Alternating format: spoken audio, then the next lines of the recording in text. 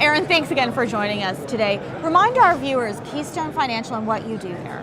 So what Keystone is Keystone is an independent equity research firm. And what we do for our clients are individual investors, and we make individual stock recommendations to those clients. So one of the things that makes us different from a lot of other companies that do that is that we are completely independent. And what that means is that we only work for our clients. So we're not trying to do investment banking or financing deals with the companies that we research. It's a subscription-based model, so the investors that use our research are the ones who pay us, and that way there's no conflict of interest, so we're completely out for their interests. What we're focused on with our research is finding profitable, growing companies that can be purchased for our clients at reasonable valuations relative to what's going on in the market. So companies that have interesting things that are going on, interesting business models, or are servicing interesting parts of the economy where we see real opportunity for that company to potentially double, triple their earnings over, say, a 3 to 5 year period. We're very price sensitive, and we think that that's particularly important in this type of a market where the valuations are high, because we've had, in the US anyways, we've had 8 straight years of very strong returns. So it's not about necessarily finding the cheapest stocks, it's about finding good quality growing companies that can be purchased at a reasonable price. That's what we've been doing for almost 20 years now, and it's been a great success, and we're just staying disciplined to that strategy and continuing with that. Well, Aaron, you mentioned the U.S. market and some of the research that you have directed towards towards our neighbors down to the south. Give us some of your insights into perhaps what's happening there now, what opportunities you're seeing, and whether or not the investor sentiment is still high considering the political economy down there. The investor sentiment in the U.S. is extremely high right now, we find. I think that there's a recognition that the market down there has had 8 straight years pretty much of excellent growth, and the valuations are extremely high. And a lot of people are wondering, when does this end? When does that cycle turn around? And is there a crash on the horizon? So that's something we always try and pay close attention to. We're not trying to predict when such a crash is going to occur, when such a market reversal is going to occur.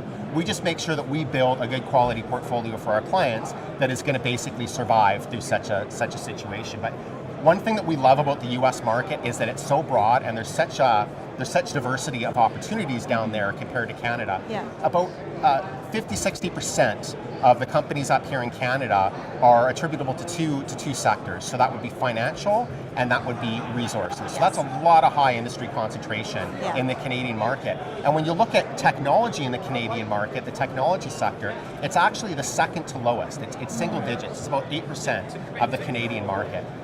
We live in a world where there's all this technology innovation going on. Everybody's excited about it. So it's a little bit sad sometimes to see that such a small part of the Canadian market.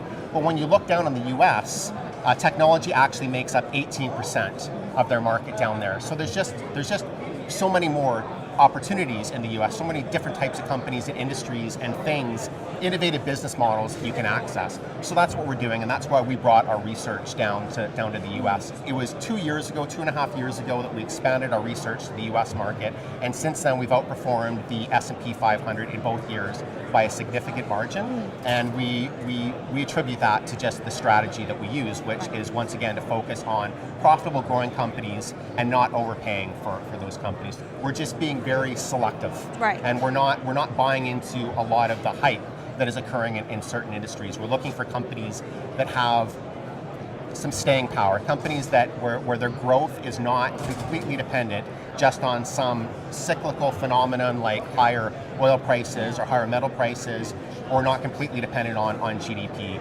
where in many ways they have more control over their own destiny. Yeah. And sorry, how much of your portfolio is weighted towards U.S. stocks now? Well, we actually separate our service into 3 categories. So we have small cap Canadian companies, we have Canadian dividend growth companies, and then we have the U.S. market separately. So in terms of what an investor should put into U.S. stocks relative to Canadian, that is really such an investor-specific thing. It depends a lot on individual risk tolerance, on time horizon. But I would say that most Canadians, just because of the high industry concentration that we have here in Canada, most Canadians should have a significant amount, a meaningful amount of their portfolio invested in U.S. stocks. So that might be anywhere from 20 to 30% or beyond that even. And you have a U.S. tech stock that you like right now. Tell us more about that. Yeah, so the company is EBIX. The symbol is also EBIX, EBIX. It trades on the NASDAQ. We actually recommended this company about 2 years ago, a little over 2 years ago. It has tripled since that time, but the share price has tripled, but we still love the stock right now. They're a technology company, they're a software provider. They do the digital backends for big insurance companies and other financial firms. They're heavily into payment services, that kind of thing. But when we originally recommended them, this was a company that had a multi-year, more than a decade track record of continuously growing their revenues and their earnings per share. And this was even through the financial crisis of 2008. They continue to grow.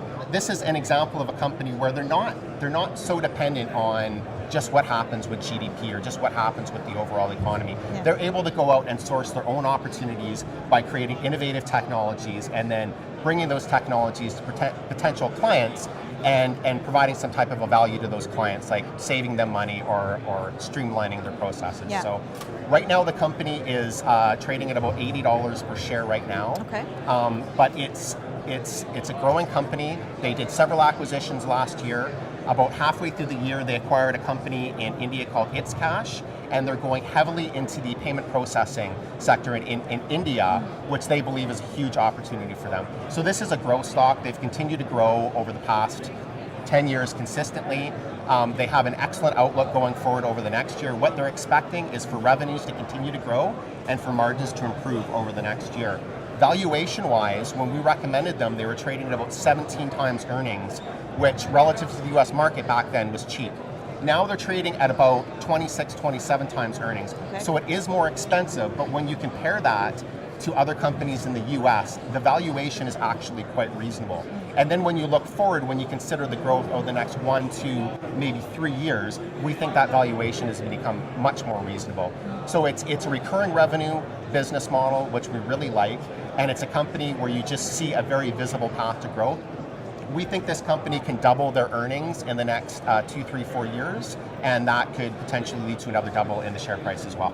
Well, there you go. Thanks so much, Aaron. Thank you for Appreciate having it. me.